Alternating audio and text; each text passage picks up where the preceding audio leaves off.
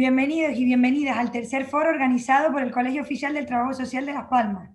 Este foro tendrá una estructura diferente a los dos anteriores y responde a una de las acciones que desde el Colegio Profesional hemos considerado necesarias para mostrar nuestro posicionamiento claro respecto a la realidad de la que vamos a debatir, al mismo tiempo que compartimos con las personas invitadas preguntas y reflexiones que nos hacemos frente a la forma en que se está dando respuesta desde diversas perspectivas. Nadie deja su hogar a no ser que su hogar sea la boca de un tiburón. Solo corres hacia la frontera cuando ves toda la ciudad corriendo también. Tienes que entender que nadie pone a su hijo en un barco a no ser que el agua sea más segura que la tierra. Así, con este verso comienza un poema de Warsan Shire, el poema Home, que la poetisa de Kenia escribió para responder a quienes se preguntan por qué alguien se mete con su hijo en una patera. Hoy hablaremos de migración y por tanto hablaremos de historias de personas con nombres y apellidos y con experiencias de vida tan duras que las llevan a meterse en un barco arriesgando sus vidas, muchas veces sin saber nadar, porque el agua es más segura que la tierra que pisan. La profesión del trabajo social acompaña procesos de personas, familias, grupos y comunidades con una brújula que tiene un destino claro, que son los derechos humanos. Con este destino muy claro, nos oponemos de manera contundente a todas las actuaciones, medidas y políticas que pretendan clasificar a personas de primera y de segunda. Rechazamos también toda la manipulación mediática y política que se aprovecha de las situaciones de vulnerabilidad y de exclusión social de las personas generadas por la inacción, por el reparto desigual de la riqueza pública y por el establecimiento de hojas de ruta que hablan de derechos para todas las personas mientras los vulneran continuadamente. Entendemos que la conflictividad social que estamos viviendo es fruto de la desesperación y la frustración de todas las personas que observamos y escuchamos día a día, que normalizamos que en nuestras calles duerman personas, que ayudas económicas de emergencias para pagar servicios y suministros básicos no llegan, que se produzcan desahucios diarios sin importar la situación de la familia, que se pierdan miles de empleos sin alternativa de regreso o que plazos de según qué leyes se cumplan o no, como en el caso de la ley de dependencia. Pues mientras todo esto es habitual, también es frecuente escuchar y comprobar que aquellos que debieran ser referencia y representar a la ciudadanía delinquen o que atienden más a sus diferencias históricas que a las necesidades de la población. Por eso nos unimos a muchas personas, colectivos, entidades e instituciones para exigir que se cumplan los tratados y los convenios de derechos humanos, que no sean papel mojado. Y para todo esto contamos con invitados de lujo. Por un lado, el magistrado don Arcadio Díaz Tejeda, de quien queremos destacar su implicación en la realidad migratoria. Me permito incluso decir que ha sido para mí un referente al escucharlo porque demuestra que se puede ir más allá de los patrones establecidos en un cargo, que es cuestión de voluntad personal y de sensibilidad social. Bienvenido y muchas gracias por participar. Juan Carlos Lorenzo, coordinador de Muchas SEAR. gracias y bien hallado. Juan Carlos Lorenzo, coordinador de SEAR Canarias. Sobra decir que representa una organización que tiene dilatada experiencia y recorrido en el acompañamiento de procesos migratorios y en la defensa de derechos humanos y del desarrollo integral de personas refugiadas. Gracias por estar esta tarde con nosotros, Juan Carlos. Gracias a ustedes por la invitación. Teodoro Gondiale Oco, secretario de la Federación de Asociaciones Africanas en Canarias y además miembro de la Red de Apoyo de los Derechos de las Personas Migrantes, una red constituida como respuesta a la inacción, a la improvisación, a la descoordinación y a la mala gestión de las instituciones frente a esta grave crisis y situación de las personas migrantes. Esta red es una muestra de que frente a la imagen que en multitud de ocasiones se quiere presentar de la sociedad, la tendencia humana es la de hacer comunidad. Gracias por aceptar la invitación, Teodoro. Y a Juan García Luján, que normalmente estaría sentado en mi puesto moderando mucho mejor que yo, pero que ha aceptado mi petición de ponerse al frente, no solo para aprovechar su rigor y conocimiento periodístico, sino por encima de eso la calidad humana con la que lo desempeña. Perdón. Es también nuestra manera de poner en valor el magnífico trabajo que desde muchos medios de comunicación se ha hecho y se continúa realizando por desmontar las campañas de manipulación mediática, por mantener a la ciudadanía informada, libres de bulos que nacen con el objetivo de que no busquemos respuestas, de que permanezcamos divididos. Gracias, Juan, por acompañarme en mis locuras y gracias a muchos y a muchas periodistas por llegar incluso a poner en riesgo su seguridad para alcanzar las respuestas que se intentan mantener ocultas. Y sin más, y empezando a escucharles a ustedes que son los protagonistas, les pregunto, si tuvieran que poner un titular o una valoración sobre cómo se ha gestionado y se sigue gestionando la realidad migratoria, ¿cuál sería? Empezamos, si quieren, por Juan Carlos. Bueno, yo habría muchos titulares y ninguno sería nada positivo. Intentando hacer una valoración sensata y al menos medio solvente, nosotros hablaremos de Migraciones Canarias como la emergencia previsible. El año 2020 no solo va a ser el año de la pandemia sanitaria, se lo ha recordado en Canarias, en la historia de Canarias, como el año de la crisis institucional, que generó la falta de previsión, las miradas reduccionistas, el llegar tarde, mal y desordenado, que genera una crisis humanitaria sin precedentes, cuando podíamos haberla evitado. Por eso nosotros hablamos de la emergencia previsible. Muy bien. Don Arcadio. Pues yo no sé dar titulares, sinceramente, porque en mi entrenamiento hay que razonar hasta la extenuación y no se puede dejar ni siquiera un pequeño eslabón de la cadena de razonamiento lógico sin explicarlo, porque si no lo haces te tumban la sentencia. Pero yo diría que la crisis migratoria nos ha dejado en evidencia a todos, sin excepción, nos ha sacado los colores a todos, sin excepción, porque el desarrollo económico, social, el desarrollo tecnológico del archipiélago ha alcanzado un grado suficiente para haber proporcionado a las personas, y eso no ha pasado. Desde el año 2018, los informes de Frontex se avanzaba ya, se avisaba ya de lo que iba a pasar. Todos los informes de inteligencia de las fuerzas y cuerpos de seguridad del Estado y los servicios de inteligencia avisaban de lo que iba a pasar con la ruta Canaria, la más cara, la más peligrosa, pero la más usada por el cierre de las otras dos rutas. Y aún así no hemos estado a la altura de las circunstancias. Bien es verdad que algunas personas han estado peleando, pero son supuestos, digamos, individuales y excepcionales. Y en general estamos como atrapados en un bucle temporal, como si fuera el día de la marmota que se repite permanentemente. Y cada vez que llega una patera es algo así como, oh, qué sorpresa, algo nuevo. Siendo así que tenemos 27 años de experiencia y no hay manera de que tengamos un banco de buenas prácticas y esto no sea un fenómeno novedoso, sino un hecho regular que nos ha acompañado toda la vida y nos seguirá acompañando toda la vida a los que ahora vivimos y a nuestros descendientes. Don Teodoro. Hay más rollo, pero es una cuestión de respeto a los otros colegas de la mesa. Teodoro. Perdone que tiene el audio apagado. Mira, Teodoro no lo estamos oyendo, antes lo oíamos y ahora no, vamos a ver. Ahora sí, ahora sí, sí me ahora oye. sí. Es que si no se acopla. Bueno, buenas tardes a todas y a todos. Mi reflexión al hilo de tu pregunta es que hemos hecho en lo que va de tiempo del año 2019 y 2020. Hemos hecho una recogida de la población migrante. Recogida. Nos falta hacer una acogida y nos falta proteger los derechos de las poblaciones migrantes. Nos falta integrar, si quieren, a las poblaciones migrantes y nos falta la promoción de las personas migrantes, que son un recurso más que nos está llegando gratuitamente. Y no seamos bobos. Aprovechemos la coyuntura esta que nos ofrece una población con energía, con juventud, con dinamismo y con afán de cambio. Nos hemos dormido en Europa y el mundo sigue girando. No vayamos a quedarnos fuera.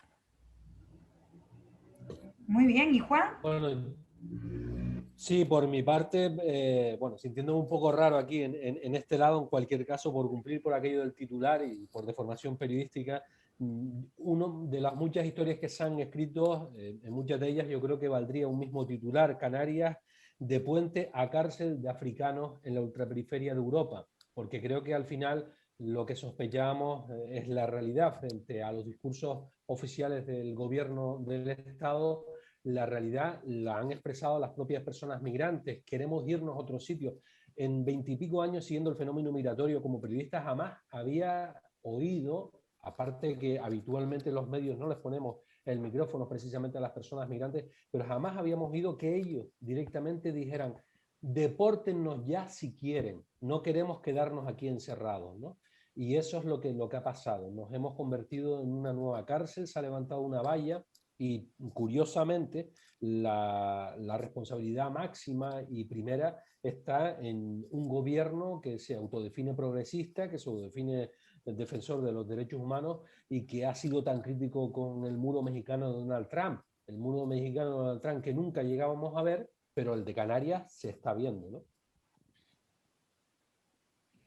Este colegio profesional, entre otras acciones en esta materia, ha sacado 2 notas de prensa, una en noviembre de 2020 y la segunda el pasado 2 de marzo, exigiendo a las administraciones públicas que respondan con políticas migratorias de acogida que respeten estos derechos humanos de los que estamos hablando. En ellas, además, exigimos que se respete el proceso migratorio y que, por tanto, se les permita continuar su viaje sin convertir a Canarias en una cárcel. Y, por otro lado, que se habiliten alojamientos dignos para las personas mientras deban permanecer en este territorio cumpliendo con las normativas y garantizando sus derechos. Y también, por último, hemos exigido que se atiendan y se ejecuten las medidas que proponen entidades como SEAR, por ejemplo. Entonces, en concreto, le quería preguntar a Lorenzo, ¿se ha contado con SEAR en algún momento para ese establecimiento de medidas, de acciones o de políticas migratorias? Bueno, nosotros participamos como organización social, digamos que trabaja desde hace muchos años en materia de asilo y de refugio y con personas migrantes. Participamos en diferentes foros, en diferentes espacios. Y también es verdad que todo el mundo, desde el punto de vista de la administración del Estado y de otro tipo de instituciones, como Parlamento y demás, han venido, o sea, ha sido como un carrusel de cargos públicos, de cargos políticos que han aparecido por Canarias durante el año 2020 principalmente, y cuentan con nosotros para participar en X foros. Ahora bien, ¿qué impacto tiene la capacidad que puedas tener o la línea o la batería de propuestas que puedas tener a la hora de configurar políticas públicas? Prácticamente ninguna. Esa es la realidad. Y entre otras cosas, porque esos espacios colectivos en los que participes en los procesos de toma de decisiones, aunque no sea vinculante tu posición, yo creo que escasean.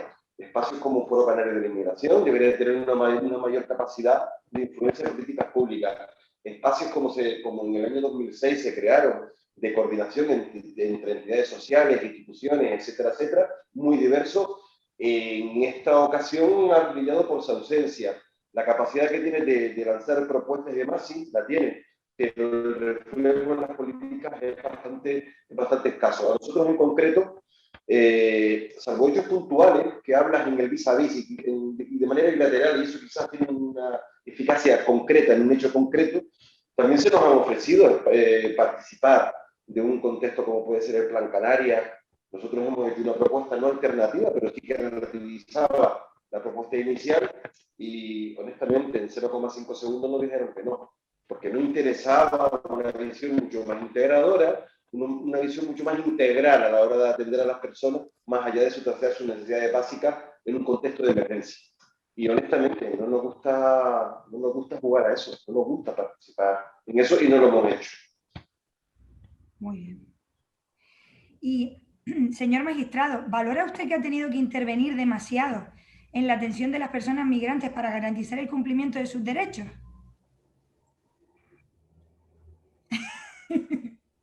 A ver. Está buena, ¿eh? Está buena. Es que si nos atenemos al ámbito competencial, el juez de instrucción número 8, que controla y supervisa el CIE y la sala de inadmisión de frontera del aeropuerto de Gran Canaria, solo tendría que ir a la sala de inadmisión de frontera del aeropuerto de Gran Canaria y a la instalación de la antigua cárcel de Barranco Seco, que hoy es el CIE, no al centro de acogida temporal de Barranco Seco, que tiene que actuar como un calabozo para 72 horas, triaje sanitario, PCR y filiación policial, no al Colegio León, que está en el Lazo, no al Canarias 50, que está en la isleta. Lo que ocurre es que cada 8 días, ahora por ejemplo, yo hoy tenía a esta hora, a las 5, una visita al CIE, al CATE y al Canea 50 con intérprete judicial de árabe y de bámbara, porque hay 116 saharianos y ahí necesito, y en el Canal 50 por los problemas que ha tenido. Pero en fin, he optado por hacer esto porque lo otro lo puedo hacer cualquier otro día, porque me parecía que era importante dar herramientas a las personas que están trabajando en este campo, sobre todo a la hora de vacunar, entre comillas, de vacunar desde el punto de vista de los conceptos y las nociones y los argumentos jurídicos frente a la borrachera de mentiras, porque ahora se llaman bulos, pero son mentiras que se están haciendo en torno a este fenómeno migratorio. Lo que ocurre es que cada 8 días hago esto cuando estoy de guardia, en el partido judicial de Las Palmas de Gran Canaria, que incluye también Santa Brígida y San Mateo. Nada que afecta a derechos fundamentales le es ajeno al juez de guardia. Entonces nadie puede aludir a ningún argumento competencial para impedir que supervise el Colegio Lazo, Canarias 50 o el CATE. Y hasta ahora nadie se ha atrevido a cuestionarlo. Por eso lo hago el día que estoy de guardia. Entonces la pregunta, ¿tiene alguna competencia en estos centros que he dicho, excepto el CIE? No, no la tengo. Pero como está en este partido judicial, cuando estoy de guardia, nada de derechos fundamentales les es ajeno al juez de guardia. ¿Tiene alguna competencia en Arguineguín, que es otro partido judicial, San Bartolomé Tirajana? Ninguna. Pero como quiera, que había una realidad y había que denunciar aquello, y como quiera, que este juzgado es el único que tiene competencias que materialmente, no territorialmente, materialmente, desde el punto de vista del contenido sustantivo, tiene que ver con los migrantes, por eso me atreví a ir allí y denunciar la situación. Luego, la pregunta suya, si ha intervenido más de lo que permite la legislación vigente, la respuesta es sí, con toda claridad y toda rotundidad. Pero lo voy a seguir haciendo con toda claridad y con toda rotundidad. ¿Por qué? Porque me parece que es necesario y porque alguien lo tenía que hacer. Entonces, y a mí lo que me asombra en todo este tiempo, sobre todo en los meses aquellos más duros, es el atronador silencio de un montón de gente que ha prometido, jurado la Constitución y los derechos humanos y que callaban. Callaban porque los migrantes no votan. Callaban porque este es un asunto que no da voto. Y callaban porque siempre hay que estar bien con el caudillo de turno para repetir en una lista. Entonces, mejor callaban. Y luego, otra gente que iba con argumentos, vamos a llamar, propios de tribus sectarias a destruir y a dañar, en lugar de ser parte de la solución. Todo el que no es parte de la solución es parte del problema. Y a mí eso tampoco me interesa. Yo solo estoy interesado en ser útil para resolver problemas. Lo demás me aburre profundamente. Entonces, lo que trato de plantear es que, ya no respuesta a esa pregunta, sino hilvanando con la primera pregunta de antes, un pequeño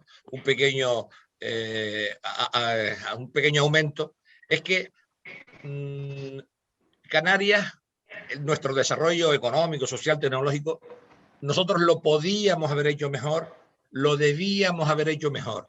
Si no se hizo mejor, fue porque no se quiso, no porque no se pudo, no porque no se sabía, que no es verdad, porque sí que se sabía. Luego, si se sabía y se hizo así, es porque se quiso hacer así.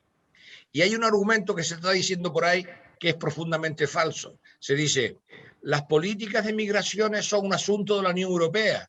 Luego, nadie tiene ninguna responsabilidad, sino que aplicamos lo que dice la Comisión Europea. Y hay que decir que eso no es cierto. La frontera exterior de la Unión Europea es verdad que es responsabilidad de la Unión Europea, pero el movimiento de personas dentro de España es un asunto de responsabilidad del gobierno de España. Y es quien decide si se mueven o no. Entonces, durante una época se permitió. Luego se montó el escándalo de alguna autoridad en Andalucía, un alcalde de una ciudad muy querida por todos, pero que montó el escándalo cuando bajaban negros y pobres de los aviones que llegaban a esa ciudad, montó el escándalo porque nadie había avisado. Entonces, lo que se toleraba, incluso que salieran las personas con su pasaporte, con su documento de identidad y con su billete. Algo así como que esto de los movimientos humanos no tiene que ver con los derechos, Estos movimientos humanos tienen que ver con el circo, con el espectáculo público, con las industrias de entretenimiento y en función de cómo está la opinión pública, permito o no permito. Pero la responsabilidad de los movimientos de seres humanos dentro del ámbito de un país es asunto del gobierno de la nación de ese país. Cosas distintas si van a salir a frontera, entonces necesitan el visado Schengen. Pero no era el caso, porque estas personas viajaban de Canarias a zona península donde tenían familiares o allegados. Muy bien. ¿Qué valoración hacen desde la plataforma Somos Red Solidaria de la respuesta de la ciudadanía? ¿Qué discursos escuchan? ¿Qué demandas o creen que hace falta? Teodoro. En primer lugar, alguien me preguntaba antes el titular y ahora que le he dado vueltas, había un titular muy bonito. Los flujos migratorios sitúan a Canarias en el mapa europeo. O sea, los canarios tenemos ahora conciencia de dónde estamos.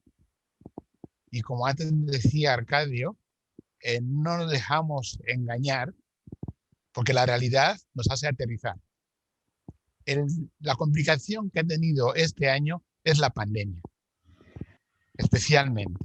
Ha complicado la situación y muy gravemente, porque lo normal, cuando llegaban los flujos migratorios o cuando lograban los migrantes a Canarias, circulaban por Canarias, pasaban por aquí. Algunos caían en el CIE, en el inmundo CIE, del que nosotros estamos empeñados en que no sirven para nada más que para añadir sufrimiento a los migrantes. Ahora, con la pandemia, incluyendo los CIEs, tienen su función. Protegen a la gente de la agresión de la calle.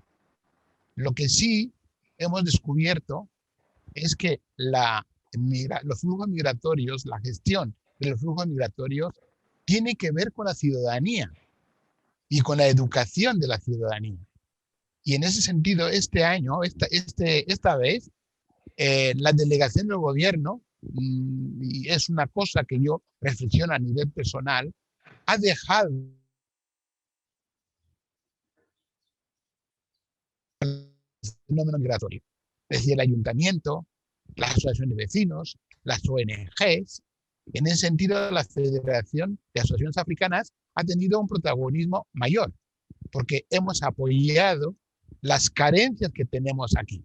Por ejemplo, el Ayuntamiento de Las Palmas no tiene ninguna persona que hable árabe. Y lo digo a pesar mío. No tenemos una persona que hable árabe en el Ayuntamiento de Las Palmas, que hable bámbara, que hable wolof, etcétera, etcétera, etcétera. Y eso es una carencia. ¿Por qué lo digo? Porque están demandando ese tipo de funcionarios o de personal que facilite esas cosas. Y creo que es importante contar con la ciudadanía para resolver ciertas cosas. Por ejemplo, cuando los migrantes fueron trasladados desde la zona de Guanarteme a llegar, creo que no, Tamaracete, a llegar al colegio Grau Brasa en el Lomo Blanco, tuvimos que ir nosotros, la federación, para tranquilizar a los hermanos porque no entendían por qué eran trasladados. No se les explicó, porque se hizo un domingo deprisa y corriendo. Y lo que era fácil de explicación, nadie se lo pudo explicar porque no manejaban los idiomas. Y pongo ese ejemplo para decirnos que tenemos que ponernos las pilas. El fenómeno migratorio va a seguir pasando, va a seguir sucediendo y tenemos que dar una respuesta adecuada porque los tiempos lo exigen. Y tenemos que cambiar la mentalidad de represión a la mentalidad de gestión. Y la gestión implica acogida. En cambio, la represión sí puede implicar solo recogida. Y paro aquí. Y Juan, en cuanto al periodismo, ¿qué papel crees tú que ha jugado y sobre todo, qué papel se necesita que tengan en la actualidad y en el futuro?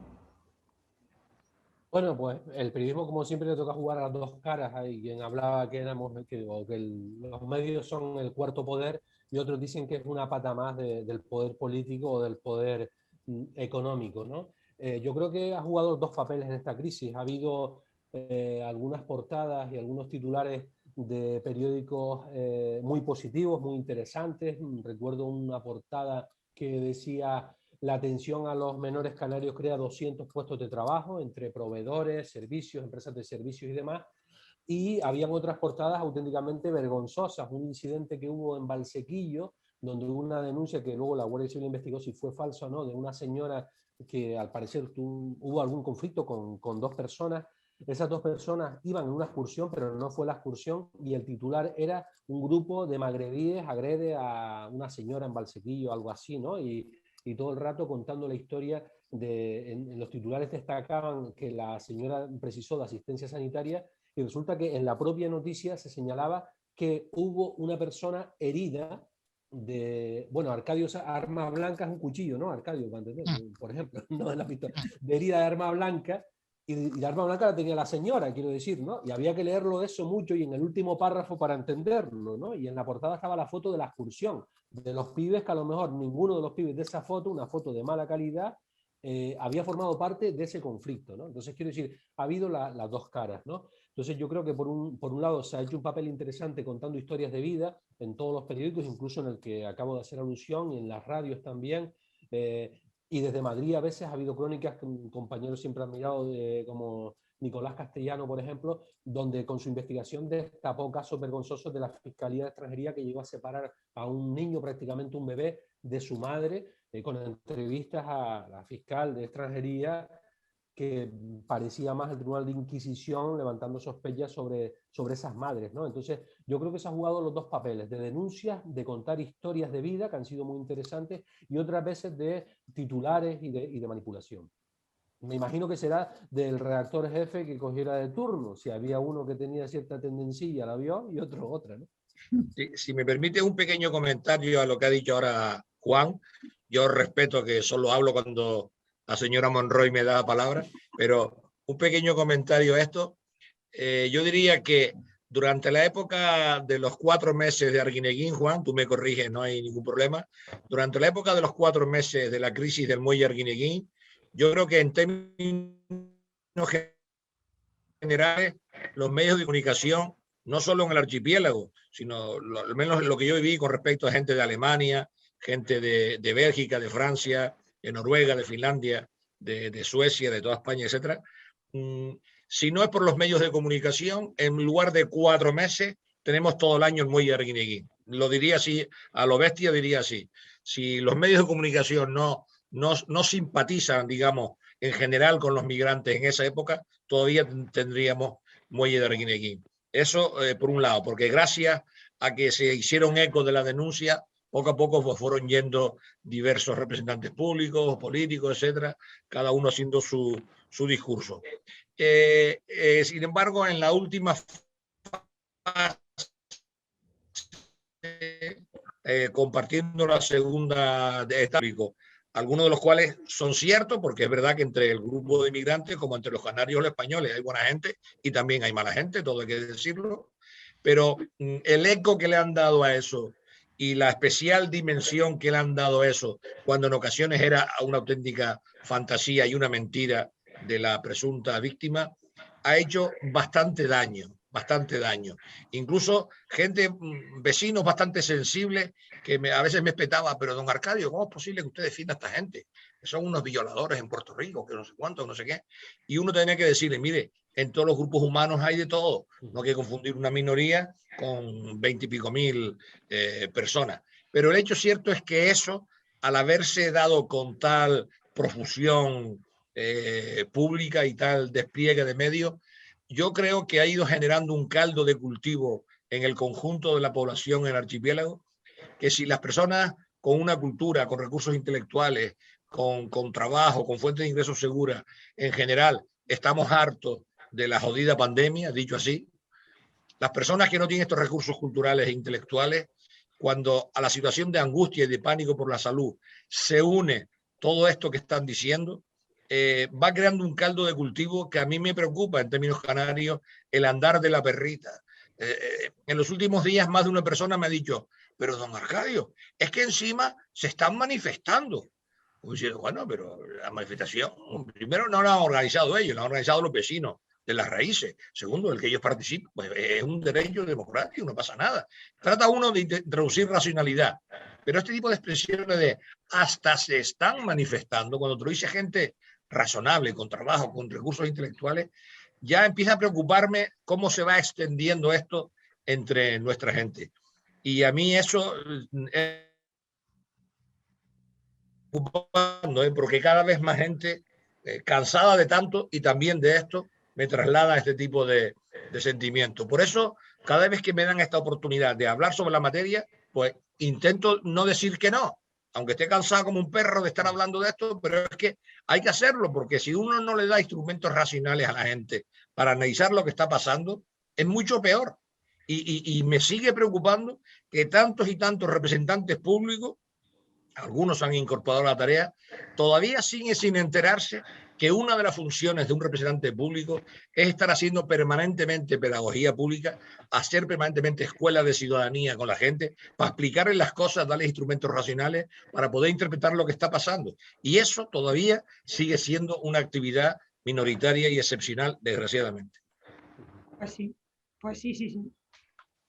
La semana pasada, además, se hacía público el informe del Defensor del Pueblo, titulado La migración en Canarias, y se trata de un texto de 86 páginas, de que se elaboró tras la visita precisamente de técnicos del Defensor del Pueblo a 7 centros de detención policial, 3 comisarías de policía, 5 dispositivos de acogida humanitaria, 3 centros de menores extranjeros no acompañados y un juzgado de instrucción. También se inspeccionaron las zonas de los puertos donde se realiza la primera recepción de las pateras en las 6 islas visitadas. Y entonces me gustaría preguntarle al magistrado, de las violaciones de derechos fundamentales que se denuncian en este informe, en su opinión, ¿cuáles serían las más graves? Y también si cree usted que se están tomando medidas para que no se repitan estas violaciones de derechos humanos. A ver, yo me he reunido varias veces con el decano y las vicedecanas del Colegio de Abogados y también con los abogados que prestan el servicio en el turno de oficio en lo que es derecho de extranjería. Se han hecho cursos más intensivos de formación, pero yo todavía sigo detectando un vacío formativo y todavía sigo detectando que se confunde lo que es la presencia del letrado con lo que es la asistencia jurídica del letrado. Es decir, la presencia yo no pongo en duda que existe, pero hay ocasiones, he verificado, la asistencia jurídica todavía no tiene la calidad que debe tener en términos de contenido formativo, a la hora de qué información se le da a la persona, el ser proactivo por parte del letrado. Todos los servidores públicos tenemos que ser proactivos, pero yo estoy ahora hablando en concreto de esto. Si quieren hablamos de otra directiva, la 3273, que no se ha traspuesto y que obliga a todos los servidores públicos a ser proactivos, ¿no? Pero todavía esa no está vigente. Pero en el caso de los letrados, es que no solo es el contenido de la información que usted le da a la persona, sobre todo la Ley de Protección Internacional y Derecho de Asilo del año 2009, que esa la voté en aquel entonces cuando era senador, sino las características de esa asistencia. Tiene que ser una conversación privada que nadie escuche, es decir, reserva e intimidad. Y tercero, tiene que haber un idioma, tiene que haber un intérprete en idioma materno. El 80% de la gente de Malí no sabe francés e inglés, no han ido a la escuela. Entonces, tiene que ser en bámbara, o en wolof o pular, que son los idiomas maternos, los que han hablado con sus madres. Si no se dan estas 3 condiciones, primero el contenido informativo y luego esa conversación privada, reservada con intérprete en idioma materno, si eso no se da, no ha habido asistencia jurídica. Entonces, hay muchos acuerdos de devolución que tienen la firma del policía, del migrante, del intérprete y del abogado, pero que realmente no ha habido tal asistencia jurídica. Antes del 12 de noviembre no se prestó ni asistencia ni presencia. Después del 12 de noviembre, yo vi que el 12 de noviembre había una 50 de abogados, ya se empezó a prestar presencia. poco a poco empezó a haber asistencia jurídica a base de insistir. Ellos, los abogados, te decían, hombre, es que cuando se le explica, antes era 12 o 14 chicos por un letrado. Se consiguió modificar ese convenio y ahora 6 o 7 chicos migrantes por el letrado. Sí, pero es que después de la explicación grupal no teníamos intérprete para la conversación privada. Porque, por ejemplo, en el caso de los marroquíes, ninguno te acepta que es homosexual, habiendo homosexuales. Pero ninguno te lo acepta. ¿Por qué no te lo acepta? Porque es una fuente de desprestigio entre ellos, porque está penado por el Código Penal de 6 meses a 3 años la práctica de relaciones homosexuales. Entonces, digamos, si las condiciones no eran adecuadas, pues hombre, usted lo que no puede hacer es firmar como que ha prestado su asistencia. Usted tiene que decir, mire, yo puedo aceptar a tener una conversación de pie, puedo no tener mesa y silla, ¿vale? Pero sí tengo que tener una conversación privada, aunque sea de pie, y tengo que tener un intérprete en idioma materno, porque si no, no puede que no haya comunicación sobre conceptos que son muy sutiles, porque no es una conversación básica de un bar para pedir una cerveza, sino que es una conversación muy sutil sobre conceptos jurídicos, y eso hay que dominar, y por eso tiene que ser el idioma materno, no aprendido sino un idioma materno, que es el mamado con la madre, no el aprendido en una escuela, acaso que fuera. Entonces, esto se ha intensificado, pero todavía falta mucho por conseguir. Esa es una cosa. Y luego una segunda cosa es, digamos, lo que pasó en el muelle de Arguineguín respecto al peligro a la integridad física de los chicos que estaban allí. Si habían 400 personas en octubre, 1.575, en septiembre 400, 1.575 en octubre y 2.600 en noviembre, cuantas más personas había y más hacinamiento, más peligro para la integridad física. Peligro, artículo 15 de la Constitución. Si se caían al agua, se ahogaban porque no sabían nadar, porque no había piscina y monitores para enseñar a nadar. Una cosa. Segunda cosa, la violación del habeas corpus.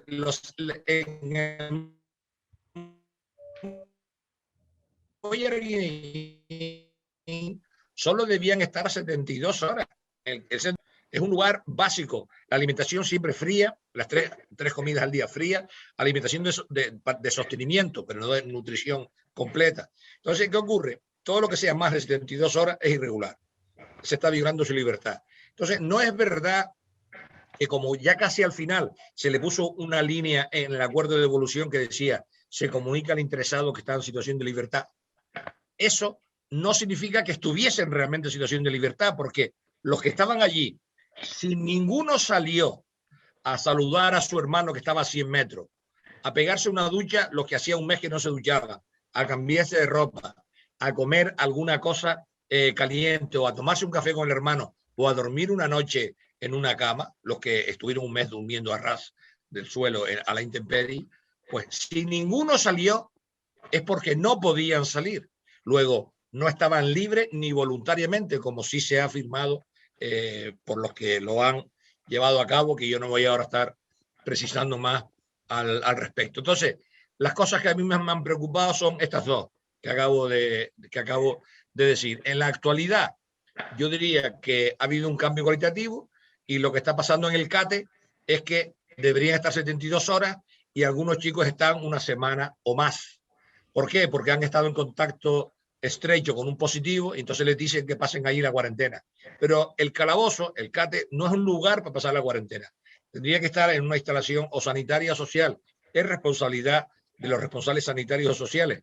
Eso sí que no es responsabilidad de la policía. La responsabilidad de la policía es custodia y seguridad, pero no responsabilidad sanitaria y social. Pero, sin embargo, insisto,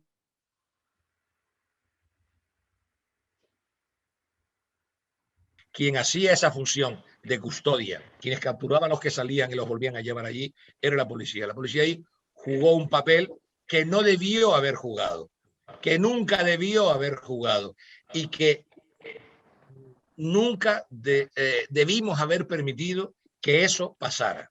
Yo sé que hay un informe de la fiscal que fue una vez que lo explica respecto a que es una situación de un limbo jurídico, y a mí me parece que lo que hay es una responsabilidad por omisión respecto a la persecución de esa realidad de hecho que aconteció en Arguineguín. Y como en alguna ocasión he planteado, hay una diligencia previa abierta, se ha aceptado un recurso de apelación que hizo la Fiscalía ante la Audiencia Provincial, se tendrá que seguir instruyendo ese asunto y vamos a ver qué va a pasar con eso. Pero ciertamente la única manera de impedir que vuelva a haber otro muelle de Arguineguín es si hay consecuencias jurídicas por lo que pasó, porque la próxima vez que le digan a un policía que tiene que hacer lo que hicieron allí, pues algunos dirán, mire, perdone, ya esto pasó una vez y ha pasado esto, esto y esto. O sea, si hay consecuencias jurídicas de ese comportamiento, eso no se va a volver a repetir. Y yo espero que nunca más tengamos que vivir ese tipo de circunstancias. Muy bien. Oye, voy entrando muy en confianza y cada vez los rollos son más largos. O sea, tienen ustedes que interrumpirme, pues si no, esto va a ser un jodido monólogo. No, nos queda además poquito tiempo porque además tenemos que disculparnos por haber llegado tarde, así que no podemos cogerles más tiempo del que teníamos previsto. Pero sí que sigo, ¿no? Que el informe que te reconoce que en el muelle de Arguineguín llegaron a acoger a miles de personas en condiciones precarias y de hacinamiento. Se van a cumplir 4 meses de aquel 17 de noviembre cuando la policía dejó en la calle en Arguineguín a más de 200 personas que fueron trasladadas por decisión de la alcaldesa de Mogán a la capital Gran Canaria en guagua, y aquí cenaron gracias a la solidaridad de los vecinos, una vez más. Y luego el Ministerio de Migraciones los recogió y los llevó de nuevo al sur, pero a hoteles. El Ministerio del Interior anunció una investigación, pero a día de hoy, efectivamente, como hemos hablado, no se sabe nada. Desde SEAR se denunció el abandono de estas personas. Entonces le pregunto a Juan Carlos, ¿todo esto no es fruto de una estrategia de no dejarlos volar hacia la península y el continente europeo? ¿Ustedes creen que Canarias se ha convertido en una isla cárcel para estas personas?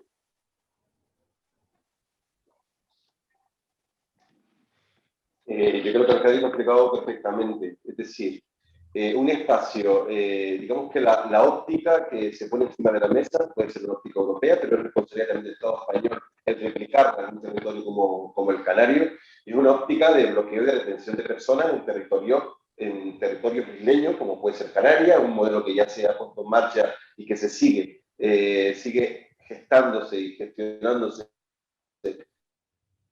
en Lampedusa, en Lesbos, etcétera, etcétera. Es una óptica de bloquear y detener a las personas en territorios isleños pertenecientes a estados fronterizos de la Unión Europea, y de lanzar un mensaje muy claro, es decir, usted ha llegado a una isla, usted no ha llegado a Europa. Cuando una persona llega a Valverde o llega a Puerto del Rosario, llega a cualquier localidad costera de Canarias, llega a Europa. Eso es un mensaje que está muy claro. El defensor del pueblo fue yo creo que fue bastante taxativo en su informe. Para mí me parece que es un informe contundente y demoledor, que refleja una situación de impunidad que, oye, yo creo que también tenemos que hacer un ejercicio de autocrítica porque quizás tiene que haber sido perseguida o denunciada de una manera mucho más contundente. Y dice una frase muy clarita, dice: no puede convertirse a determinadas zonas costeras del sur de Europa en lugares de privación de derechos. ¿Qué es lo que ha pasado? Al final, si te pones a pensar en que esta óptica, la excusa fácil es recurrir a Europa, la excusa fácil es que el borrador del Pacto Europeo de Inmigración y Asilo promueve la fortificación de fronteras, esa visión de seguridad y de externalización de fronteras, el hecho de llegar a acuerdos con terceros países para precisamente cooperar con ellos y controlar los flujos migratorios que parten de sus fronteras y de sus costas, y también ese mecanismo de solidaridad de la Carta en el que la voluntariedad del Estado no fronterizo pues puede elegir entre reubicar a personas o entre patrocinar el retorno. Me parece que es el mecanismo más mezquino que he escuchado en los últimos tiempos. Y es una deriva que Europa ha tenido en los últimos años. No es ahora. Yo creo que esto es la continuidad y la puesta de manifiesto de una visión de una política de seguridad con respecto a las personas migrantes, y dedicarnos solo a la intervención mínima con aquellas que puedan solicitar protección internacional y que provengan de países con una alta tasa de reconocimiento de esa protección, y los demás retornar, volver a su país, y mientras más lejos mejor. Y está claro de que, bueno, hoy creo que salió una noticia o ayer en el que la Comisaria Europea de Interior, Ylva Johansson, decía que no, mira, perdón, el hecho de que las personas estén bloqueadas en Canarias no es un imperativo legal que emane de la Comisión Europea o de la normativa europea. Yo creo que lo que quiere decir es que es un imperativo político, nada legal, político, y que es competencia del Estado español. Por tanto, deja en manos del Estado español el hecho de por qué hacen, por qué no hacen. Lo que está claro es que el discurso de interior ha ganado el discurso de inclusión. El discurso de interior es un discurso de bloquear para ver cuándo devuelvo sin herir, y el discurso de inclusión en su momento era, oye, hay que procurar el traslado para evitar la sobreocupación. Porque todo lo que sea sobreocupación genera una acogida inadecuada, una convivencia inadecuada, una estancia inadecuada. Y eso es sinónimo de fragilidad en el acceso a derechos. Muy bien. Y sobre los 2.666 menores acogidos y tutelados por el gobierno canario, se señala que no parece que se disponga de los recursos materiales y personales suficientes para otorgar a estos menores el derecho a la educación, la asistencia sanitaria, los servicios y las prestaciones sociales básicas, en las mismas condiciones que a los menores españoles. También informa sobre la nacionalidad de los 2.666 menores acogidos en Canarias a fecha febrero de 2021, que ponía que eran 1.116 de Marruecos, 549 de Mali, 287 Senegal, 81 Gambia. En el caso de Mali estamos hablando de un país, por ejemplo, que está en conflicto bélico. Desde la Red de Derechos de las Personas Migrantes, ¿ustedes creen que el gobierno canario está haciendo una buena acogida de esos menores como es su competencia, o cree que hubo mucho tiempo, que hubo poco tiempo de hablar? ¿Se están vulnerando los derechos de estos menores? Teodoro. Yo insisto que estamos en una etapa de recogida. Y insisto en eso porque eso es muy importante. No es lo mismo recoger que acoger. Y en el caso de los menores es mucho más evidente. Me ha llegado aquí una carta de un dirigente que está en Madrid, en el que señala, por ejemplo, que las devoluciones en caliente, que con el gobierno de Mariano Rajoy eran una violación flagrante de los derechos humanos, ahora con el gobierno de izquierdas se ha normalizado. El ministro del Interior, Marlaska, prometió eliminar las concertinas en las vallas, muros de Melilla, y ya no hay noticias sobre esta cuestión. Los registros por perfiles étnicos y raciales han vuelto a aparecer en los aeropuertos y sigue denunciando cosas y termina diciendo que por todo ello no me veo como secretario, etcétera, etcétera, de un líder del Partido Socialista en Ciudad Lineal, ya que la gran mayoría de mis interlocutores africanos y africanas y afrodescendientes no entienden que les diga que no se va a quedar atrás nadie, cuando en realidad, más que no quedarse atrás, como dice el gobierno, se van a quedar o ya están fuera, porque no importan. Es como si no existieran. Bueno, eso es una denuncia clara de lo que estás planteando. En el caso de los menores, es sangrante, entre otras cosas porque cuando decimos que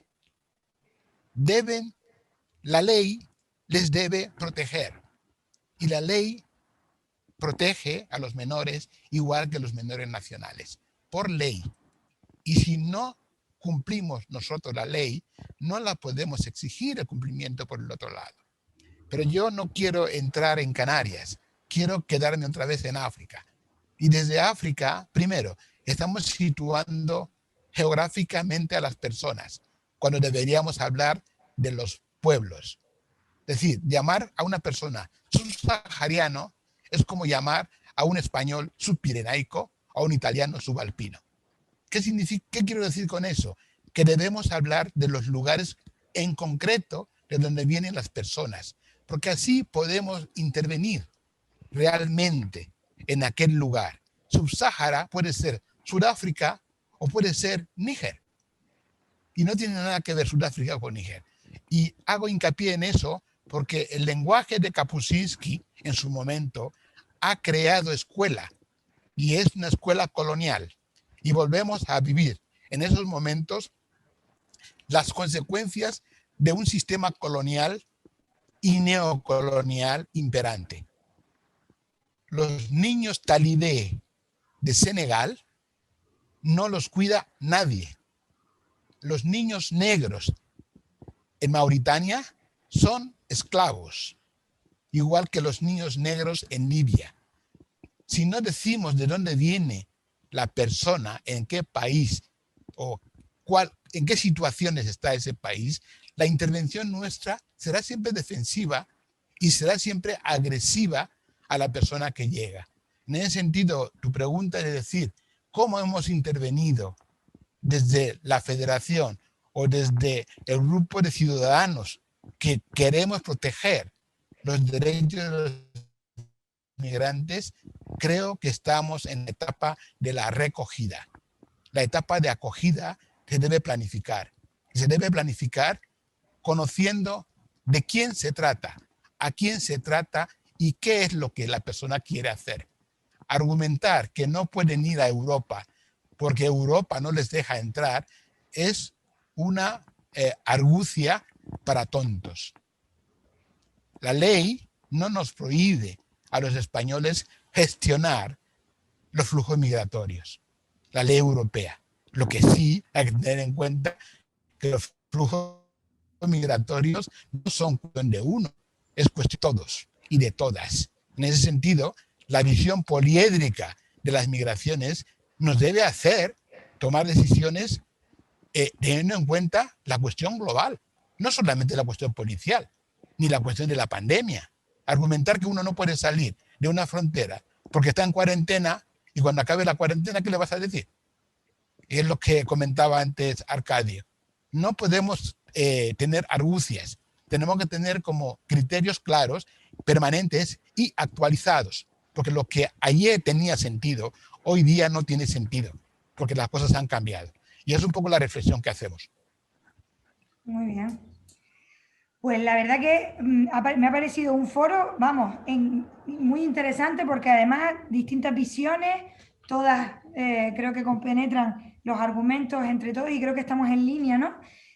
Para finalizar le voy a hacer una pregunta a Juan porque pobrecito me lo tengo ahí callado y no parece ni él, que es que en los últimos meses, Juan, ha habido en las redes sociales muchos bulos atribuyendo a las personas migrantes delitos que no habían cometido, un poco lo dijiste antes, ¿no? ¿Tú crees que en Canarias está creciendo el racismo? ¿Crees que se puede haber evitado en los medios de comunicación o desde las administraciones públicas? ¿Qué cierre harías a este foro tan intenso que hemos tenido y tan Yo interesante? creo que como aquel relato breve de cuando amaneció alguien, el dragón estaba ahí o el dinosaurio estaba ahí, el racismo estaba ahí, no se ha inventado nada. Lo que ocurre es que, igual que está la pedofilia, la pederastia, los abusos sexuales, lo que ocurre es que las redes lo magnifican o le dan cancha, ¿no? Y creo que el racismo estaba en algunos sectores, ¿no? Y creo que contra los bulos lo mejor siempre es la información, la responsabilidad periodística, ¿no? Y en ese sentido, por ejemplo, el propio informe, que recomiendo a la gente que lo busque en la página del Defensor del Pueblo, sitúa, cuando contextualiza y hace la introducción de lo que ha pasado en Canarias, el informe sobre la migración canaria, habla de que de las 300 millones de personas que forman parte de las migraciones internacionales, solo 25 millones son del continente africano, que la mayor parte de las migraciones se producen en el norte de Europa y en Asia. Y que en África, de las 25 millones de personas que están saliendo de sus fronteras, solo 5 millones tienen a Europa como horizonte. El resto son migraciones internas del continente europeo. Entre ellas, el país que citaba Teodoro hace poco, Sudáfrica, es uno de los países que tiene más destino, Sudáfrica, que incluso España, ¿no? O que Canarias, que no es un destino. Entonces, por eso creo que frente a los bulos que nos preocupan, las trolas que hemos dicho toda la vida así, y ahora se le ponen otros nombres, lo que más hay que hacer desde la responsabilidad periodística es información. A mí me gusta mucho cuando Arcadio Díaz Tejera, que como antes decía, se extralimitaba afortunadamente de sus funciones, recuerda que Barranco Seco es una vieja